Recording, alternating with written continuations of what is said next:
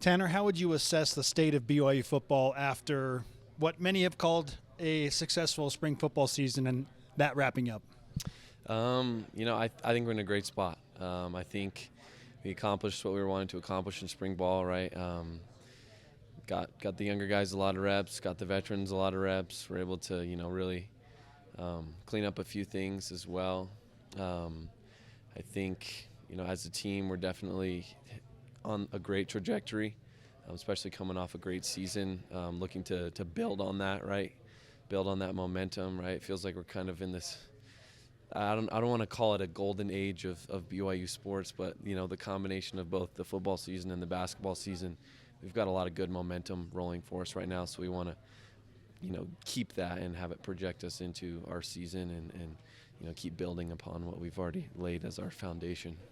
Along with the reps that are so valuable and so many guys got, you mentioned that you were able to clean some things up. What specifically do you feel like you were able to clean up?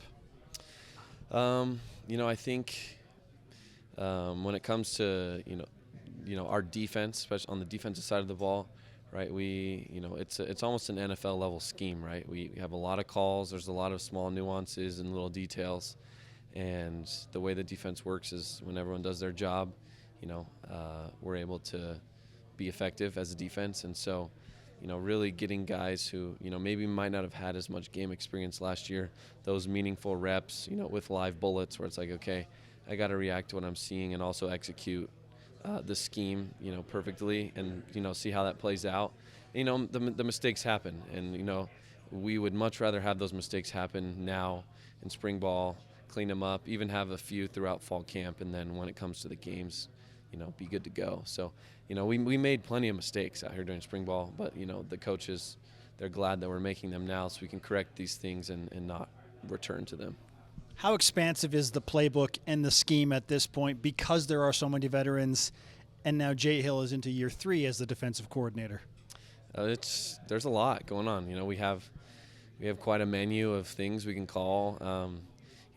Our coaches love to get these things repped now and in fall camp so that, when we get into the season and we are game planning week to week, we've got quite a selection of different things we can run right across the board. And it's never like I don't know how this is going to go because we've never run it before, right? It's all things that we have a baseline understanding of, we've repped this in spring ball or we've repped this in camp and we know how it goes. So it's an expansive playbook for sure, but that's one of the things that us as leaders keep harping on with the young guys is like your main focus right now should be learning the plays and mastering that, and then those other things on the field as the game starts to slow down for you, you can focus on a little bit more. Coach Hill told me he called 12 or 13 different defenses in the first 15 plays against Colorado. What was that experience like in the Alamo Bowl with the constant shift of different defenses? Yeah, no, that was just a lot of fun. Like, believe it or not, we actually had a pretty simple game plan going into that game, so that it's kind of funny to hear that we called 12 different plays in the first 15, plays of the game. But, just our level of confidence going into that game was very high. We prepared the right way. We had great bowl prep practices, and, we were excited. The narrative was very one-sided, and so we're like, we got everything to prove. And we went out there and we executed. But, that just goes to show that, like, the coaches, along with the players, we all did our job to be on board with mastering that game plan, and we executed, and I think that showed. So what is the motivating factor this go around? Everything to prove this year. I think the word that comes to mind is a championship, right? We want to win a championship. Obviously a Big 12 championship, but national championship. That word, focusing on that, because we know what we're capable of, right? We had a taste of that last season, and it was kind of a weird dynamic, right? Throughout all the off season, there weren't high expectations for us. We knew what we were capable of, obviously, but we had to kind of keep that to ourselves and prove it week by week. And it almost left we kind of have a bad taste in our mouth from that, because it's like, we were so close to achieving something that no one even believed was possible except for us, really, during that season. And so, feeling how close that was and, letting that slip, we gotta get back and go prove it again and really achieve what we know we're capable of.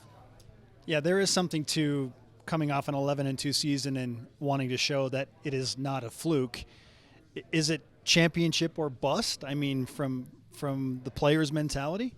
Um, I don't know. I've never been like a championship or bust kind of guy as far as like a mentality goes. But I mean, if we think and believe and expect that, then I think our efforts will reflect, a championship level effort across everything that we do. So I think that is our expectation for sure, and we're going to do everything possible to achieve that. And however the cards end up falling, that's how it'll go. But that is our expectation and our belief as far as our team goes. Well said. I do need to ask you about what you're seeing from the BYU offense led by Jake Retzloff. What's that like to compete in that fashion, especially during spring ball? Yeah, no, Jake Retzloff's he's a competitor. He doesn't like to lose at anything, ping pong, pickleball, whatever it might be. Seeing their competitive edge during spring ball, some new creative plays, right? We have some great running backs, right? The running back room, I'm really excited to see their production this year. We got to see glimpses, last year of some young guys like Sione Moa and Pokai Haunga. So seeing those guys get more touches, I'm really excited to see what they do with that. I've seen a lot of great stuff from Carson Ryan already, transfer tight end. And, being someone who, played offense and played on that side of the ball, understanding the scheme, right? From even 2 seasons ago, I feel like a lot has changed. Like there's a lot of new wrinkles, lots of new things that are exciting, and it was fun to go out there and compete with them every single day. And A-Rod keeps us entertained, keeps us on the edge of our seat. New wrinkles, new things we haven't seen before. So it was great to be out there competing with them every day. All right, we'll finish with this. For those that didn't watch the alumni game or the chaos that ensued there, does Rob Daniel, because he's a secondary guy, deserve to be the alumni game MVP? Oh, absolutely. Yeah, I think that's a no question. Gavin Fowler, if that last touchdown pass had been caught, I think there could have been arguments to be made. Coming in, not expecting to play in QB, came in, handled it pretty well. But yeah, no, I think Rob Daniel for sure is the MVP of the alumni game. Tanner, thanks for the time, man.